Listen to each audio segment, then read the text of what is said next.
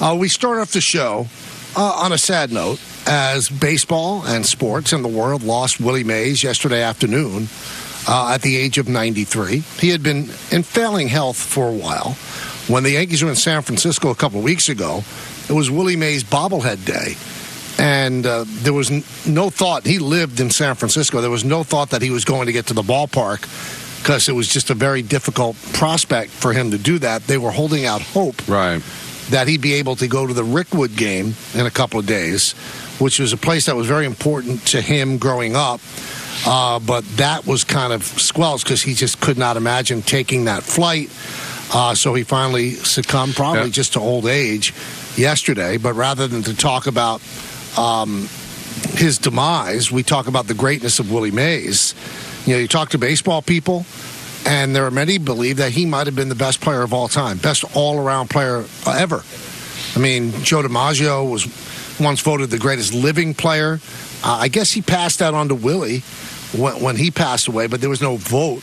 But people that watched him just marveled at the greatness of Willie Mays and the things that he did. And my friend Joel Sherman was on the MLB Network today, and he had a great line, which I want to steal, but I'm giving him credit, so it's really not a steal. He said Willie Mays was mythic, but in this case, the myth actually was real. It wasn't a myth. He was fast. He was powerful. He was an amazing center fielder. He did everything well. He did everything well until a very late age as well. I mean, there's a video of him in a Met Old Timers Day at the age of 50 making an unbelievable catch in left center field where he fell down to his knees on the warning track. But this is one of those people that is on the Mount Rushmore of greatness in all of sports. And, 93 is a ripe old age, but, when you're 93, you don't want to go. So I'm sure there's sadness in Willie Mays' family. He passed away peacefully at home. But it's a sad day for Major League Baseball for sure. In that game in Birmingham's Thursday, Cardinals-Giants, and, it was known that he wasn't going to be able to go recently, but he said he was looking forward to that game, and his number was retired by the Mets a couple of years ago at Old Timers Day, and he wasn't able to make the trip. He just had a statement that was issued on his behalf, and, with Nancy being a Giant fan, we would see him. They'd all have all kinds of ceremonies with him and Willie McCovey, and now he's gone. And he'd go to all those events because he lived in San Francisco, but at 93, over the last few years, he made the very rare public appearance. But for me, Michael, he's kind of like the first superstar that I acknowledged. I have a fragmented memory of 73. I was 5 years old. But obviously, growing up as a Met fan, you understood him coming here at 41 and 42 years old in 72 and 73, but being in the starting center fielder for the 73 World Series against the Oakland A's. And I had the opportunity to talk to Yogi Berra before he had passed away in a golf event a few years ago, asking him, well, if he was just a shell of himself, why was he playing center field as a starter? And Yogi said because he still thought that gave him the best chance to win. So I know that the memories of him as a Met are not great, Michael, because he was really at the end of his career. But what a thrill it must have been for old New York Giant fans that became Met fans to be able to see him play in New York before his career was over. And then he only won one World Series. That was in '54, right? And that was the series against the then Indians. And that catch, he made that unbelievable play on Vic Wertz, and the catch was amazing. Now, on second base was Larry Doby. Larry Doby knew the greatness of Willie Mays, so when the ball was soaring toward the deepest part of the Polo Grounds, Larry Doby tagged up. He didn't play it halfway. And the greatness of Willie Mays, a lot of baseball people say wasn't the catch. If you watch a replay of that, he makes the catch over the shoulder, which was an amazing catch, probably 450 feet from home plate, and then he spun around and threw immediately because Doby's intention was to tag and score. Not just go to third, score. Right. And Willie's greatness and baseball intuition told him get the ball in as quickly as he could, and Doby could only stop at third base. So that's the play that's always associated with Willie Mays. But remember one thing, Don talked about it with the Mets. When the Mets got him, and the Mets really got him because it was Joan Payson, the owner of the teams, it was her favorite player. Yeah. First game, he hit a home run. He had a home run at Shea Stadium. And he also had he had a big RBI in the World Series that year in 1973 that Don's talking about. But he finished with 660 home runs. And he played his career, half of his career, in cavernous Candlestick Park and at the Polo Grounds, where it was 383 feet to dead center field, he probably would have finished with 750 home runs. Yeah, probably. If he played in a normal-sized ballpark his whole life. And, Shea was no bandbox either. Mm-hmm. So, and it's crazy. And I remember, you remember the story Yogi told us on the air about, I said, how did you get Willie Mays? He said, well, M. Donald Grant called me into the office and asked me, do you think Willie Mays has anything left? And Yogi goes, no, I think he's done. He's like, okay, you're going to have to make it work. I just traded for him. So Yogi got stuck there. But it was just, and that, you probably remember it live, Michael, but because I said my memories of 73 are kind of fragmented, being only 5 years old, was that when Buddy Harrelson was called out on a tag at home plate, and you see Willie, his helmet's off, he's on his knees, like begging the umpire that he's actually. It's like that's one of my really rich memories of that time with the Mets, and just he's such an ambassador. You remember him, the footage of him in Harlem playing stickball. Mm-hmm. With the kids there. I mean, imagine that happening today. No offense to Pete Alonso or Aaron Judge, but can you imagine going to the Bronx and Aaron Judge is playing stickball with the kids? But that's where, but that's what you did back then. I mean, they were such a part of the community. It's unbelievable. And, one of the parts of Mays' legacy was in that World Series in 73. He fell down in center field. And that's always the case study that people use for not staying around that long. And I laugh because I say you should stay around as long as you want. This is a great life and a great way to make a living, and it's fun. And if that's how you choose to remember Willie Mays, well, that's a you problem. It's not a Willie Mays problem. The breadth of his greatness goes back to when he came up with the Giants in 1951 and continued until he stepped down as a member of the Mets. If you want to remember him falling down in the outfield in 73, well, go crazy. But Willie Mays is one of the greatest players who ever lived. And again, the argument could be made that he was the greatest player. He was, until his passing yesterday, the oldest living Hall of Famer. And now that is Luis Aparicio, the shortstop, who is 90 years old. So we definitely didn't want to start the show without mentioning the greatness of Willie Mays passing away. And really, baseball lost an iconic player, once-in-a-lifetime guy, not once in a generation, once in a lifetime. ESPN.com a while back, I guess right around the turn of the century, did a retrospective on the best athletes of the 20th century. And they had Willie Mays as number 8 of the greatest North American athletes of the entire century. He is, which you could argue maybe he should be a notch or two higher. I can tell you guys the names above him and you can see what you think. But no matter how you cut it, he's one of those names that is just completely ubiquitous. Like you don't have to know anything about sports, right, to at least know the name Willie Mays. I'm curious, who's the 7 above him? All right, here we go. This is according to ESPN Sports Century. They had number 1, Michael Jordan. They had number 2, Babe Ruth. Number 3, Muhammad Ali. Number 4, Jim Brown. Number 5, Wayne Gretzky. Number 6, Jesse Owens. Number 7, Jim Thorpe. And number 8, Willie Mays. Well, an argument could be made that he could be placed above any of them. Yeah, but it's certainly a reasonable list. If you had him at 2 behind Michael Jordan, that wouldn't be crazy. He could be anywhere on that list, and it would seem reasonable. I guess what's unfair about it is that you could be one-dimensional. With baseball, from the athleticism standpoint, how do you compare boxing and baseball? What made Willie Mays so great is he hit for average, he hit for power, he could steal bases, he had a tremendous glove. I mean, he was a 5-tool player when that wasn't really a thing. This is a guy that led the league in stolen bases 4 consecutive years. I mean, how many guys can say that they did that and also hitting home runs? It kind of the 20-20 and 30 for 30 kind of became a thing in the late 80s. But how many guys can go out there and hit 660 home runs, steal bases, have the kind of glove that he had?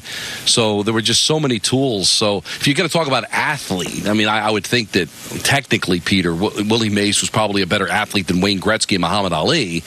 But I guess you throw the significance of what they were to their respective sports. I mean, that's still it's still pretty respected. And Michael talked about the cavernous ballparks that he played in. Let's not forget, he missed the entire 53 season because of military service.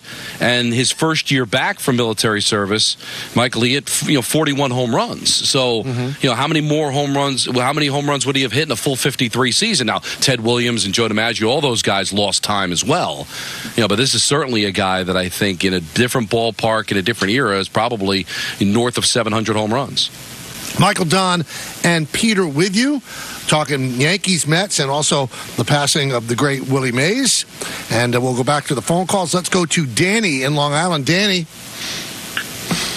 Good afternoon, gentlemen. First of all, to all my fellow citizens, a happy Juneteenth. You might not know Danny from Long Island is a Civil War buff, so I've known about that holiday for about 50 years, and it's a lot of fugazi holidays we celebrate in this country.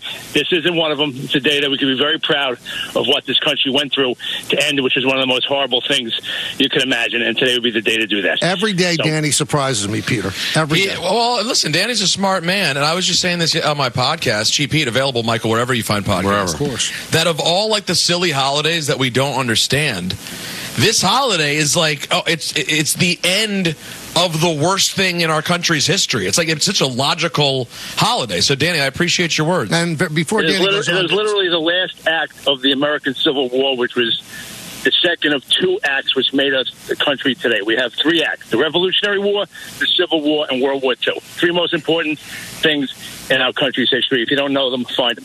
But anyway, so I'm watching the game last night, and I get a text from my brother that Willie passed, and then Michael, you announced it. And my 20-year-old son, who's a baseball player, he walks in the door, and with all the dignity and seriousness that a 20-year-old could say, is that Willie Mays passed away. Like, you don't think like a 20-year-old kid walking the streets of America would understand the sadness that is and its importance in history. So as I watched the rest of the Yankee game, and I'll get to that in a minute, I thought, how is that possible? And I said, I didn't really see Willie. I saw Willie Mays in 73. I went to a game. I saw him play. I remember his farewell speech, Say Goodnight, Willie. I was probably crying at the time. It was a very moving speech he made. But before Google and the Internet, Mickey, Willie, the Duke, they were like mythical figures because you heard about it, but you have no way to see it, except if you opened up a book maybe and saw statistics. But my son, he played video games where you could actually bring historical players back to life. Yeah. You have YouTube where I can see the catch, and I can see Willie Mays, and I can see anything I want. And the third part of it is, Willie's really the last standing person from the three teams that were in New York. I mean, Sandy Koufax is alive, but my father even said he was more of a Los Angeles Dodger than a Brooklyn Dodger. He was on the 55 roster, but he didn't actually pitch. So Willie Mays was really the last guy left, obviously from Mickey, Willie, and the Duke, but from any of them. So it's a certain sadness in this part of the country because it does. And Don, you're right. I'm watching these highlights. Do you know the Shea Stadium, the left field gap, was 397? I know. It's cavernous. I mean, Candlestick Park with the wind. The guy hit 660 home runs, lost a year to military service. They must have been laughing when they look at these ballparks today, and the ball, and the strike zone, and I don't want to hear anybody tell me about a present-day home run record. It's almost like comparing quarterbacks. Some guy tells you that this guy's better than name it. No, it's a different game. It's a completely different game.